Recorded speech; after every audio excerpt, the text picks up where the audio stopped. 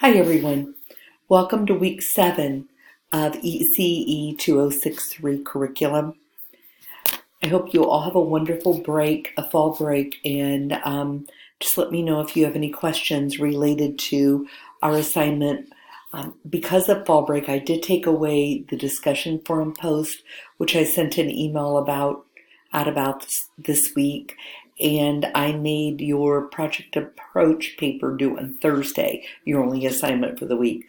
Make sure that you don't turn this in before Sunday or tomorrow evening at midnight, or it won't be counted for attendance for this week, since there is only one assignment.